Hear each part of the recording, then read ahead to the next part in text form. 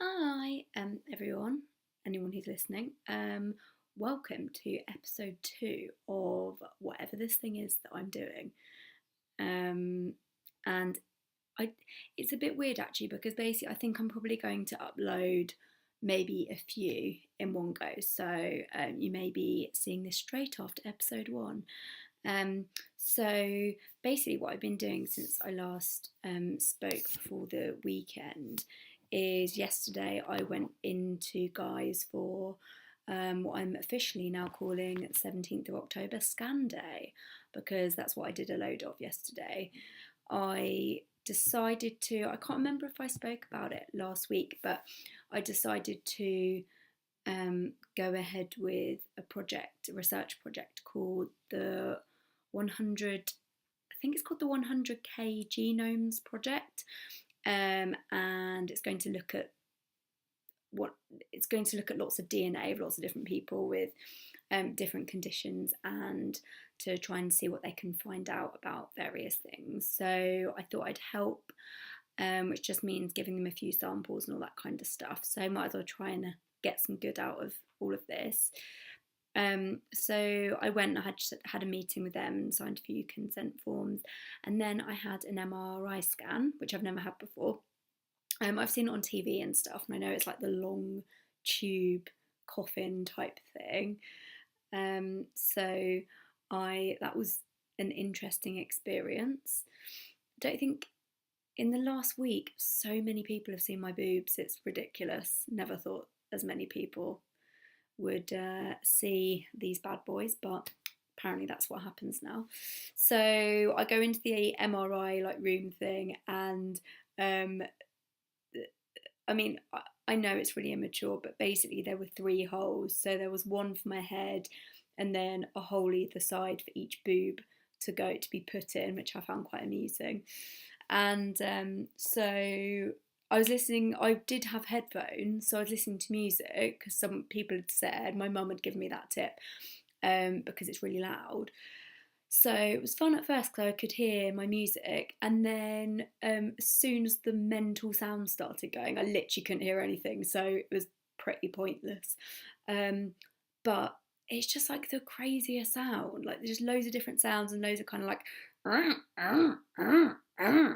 I don't know if that sounds coming across properly, but it just sounded like computers, foghorns, trains, anything in between. So that was quite strange. And then they injected, I think it was dye. They injected something into a cannula I had in my arm. And then it was just bizarre because I felt like I needed a wee. I was really hot. My tongue went all prickly. So I was just trying to kind of pretend to go to sleep and ignore what was all happening. But it was fine. I had that, and then I went over and had an ultrasound, um, so that they could. It's so clever. Like basically what they did. So they the ultrasound, you could see the tumour on the scan, and then they inserted like a metal coil, and it I think it like attaches to the centre of the tumour. So the idea is that you have chemo, and it's really effective and it works and it's all really great and it completely gets rid of all of the bad stuff. And then when they do the surgery, once the chemo's finished, hopefully, if everything is gone, they'll still have the metal there, so they can still remove any tissue where anything bad could potentially be, if that makes sense. So that was put in yesterday. But the bad news just keeps on coming, because we went in and they said, oh, you just had an MRI, let's look at the results. And they found like something suspicious under my arm, under like the same arm where the breast cancer is. Um, so I think they think it's gone into the lymph nodes. So they took a biopsy from there, and they've also put a metal clip there as well, so that the chemo can hopefully zap that too. That was so painful, and even now it's really painful. I'm kind of walking around like a weird robot slash You know those guys that look like they're carrying carpets because they're just so stacked? I kind of look like that right now. So I had that. Um, and then today I had my first oncology appointment, which I was in two minds about. I wanted to get the facts, I needed to get the facts, and Nick definitely needed them. Um, but also I was really scared because I'm just a bit worried that it would make everything a bit more real and be talking about actual things that were about to happen. So I went in, had a really nice registrar, again a lovely nurse. They all seemed to be amazing. And I won't go through the whole thing. We were in there a really long time. I'm sorry for anyone who came after me because I took up a lot of time. So essentially, what they told me is my cancer is triple negative, which I think means that they're looking out for certain receptors around the tumour and I don't have them. It means it's more aggressive, which petrified me. But apparently, on the flip side, and me being glass half full, the chemo can work effectively on this kind of cancer. So I'm taking that approach to the whole thing. Whether it's completely delusional, I don't know. But that's what I'm going with. And they mentioned, like, I think because of that type of cancer, they mentioned the BRCA gene, which for those of you who don't know much about it, I also don't know much about it, other than Angelina Jolie has it. So, yes, I'm basically the same as Angelina Jolie, but without the big lips and the whole like blood swapping thing that she did with Billy Bob Thornton. But other than that, we're exactly the same. So yeah, they're gonna have to do like I think a few more tests to see if I have that, and I'm supposed to see a geneticist. That's completely wrong. Ignore that. Just something to do with genetics, a specialist. I'm supposed to see one of them to see what the situation is. And then basically what that will mean is the results of that might impact the chemo and what drugs I'm given and how long it's given for and all that sort of stuff. But they're talking at the moment like my chemo might start next Friday. At the moment, I'm in the mindset of I want it to start.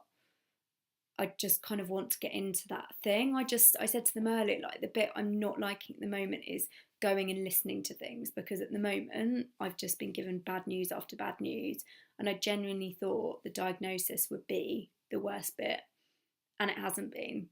It's probably been the easiest bit so far. It's been everything else since. That's yeah. I don't know. I think it's probably because it's becoming more real. So I did all of that. I cried a lot. Can't help it. Seem to just be able to turn it on whenever I want now. And then I went over to get a CT scan. They want to check it's not gone anywhere else. Fingers crossed it hasn't. That would just be the icing on the cake at the moment. So I had that, and not much to report from that. It's quite boring compared to the MRI yesterday, other than I had nice coloured lights inside the sort of weird tube thing, and they told me what the dye would do this time, and that's what happened yesterday with and apparently it's like a metallic taste in your mouth. I was feeling not a prickly tongue. So I had all that, and then the final bit of today was then telling lots of people about what's happened. So what I've done up until this point is I just told a few, not key people, that sounds really bad, but I basically told like obviously my mum and my brother and sisters, and then I literally told like two of my best friends. And that was it, because I kind of like Nick and I just needed some time to process it all and get our head straight, and I wanted to have the meeting today with the oncologist, so that I knew a bit more. So I had that, which meant I kind of felt like I needed to tell people, and I've been putting it off, to be honest. So Q, a kind of, I mean, basically I just text everyone. I didn't know any other way to do it, and so I've pretty much spent the last few hours crying. And I know that, like, obviously I need a big support network around me, and I'm glad I've told everyone. And it's not their fault. But everyone's just been so nice and just so supportive, and it just made me cry a lot. And I think sometimes, I don't know, I don't think you realise how lucky you are until something like this happens. So I'm kind of just trying to take any positive out of it that I can. One thing I think that's really hard about telling people is kind of feel like I'm I'm trying to manage their emotions as well. And I don't know what to say to them. They're trying to say like they're here for me and they're really sorry, but ultimately I can't say anything to make them feel better. Like I don't know what's going to happen. Um, I think it's just about trying to be as normal as possible. And big shout out to my friend KJB, also known as Kate Clark. That's her actual name.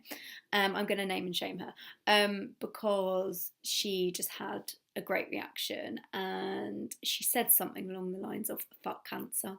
And that's what I feel like right now. So, yes, Kate, gold star for best message. So, I think that's probably going to be it for today. My focus for the next few days at least is going to be looking for a cool short haircut because I'm going to try and preempt. I mean, my hair is most likely to fall out. It's quite thin anyway. I've coloured it for a long time, as you can tell. I'm not going for ombre, those are my roots. So I'm going to try and preempt it and like get in whilst the hair is okay and go for like a nice short hairstyle that goes with a round face. So wish me luck with that one. And I need to like learn some meditation or some sort of shit like that because my breathing is all over the shop. And on that, you know, alternative therapy note, I'm going to be off. And now me and Nick are going to my friend's house for what will inevitably be a drunken piss up with lots of good food. So that's what I'm going to do. First day back in the office tomorrow since, the whole situation's happened. So I'm going to do that. Hopefully it should be fine, be a bit of a distraction. But until I'll probably like do another one of these next week or something. So until then, thanks for watching and I'll speak to you soon.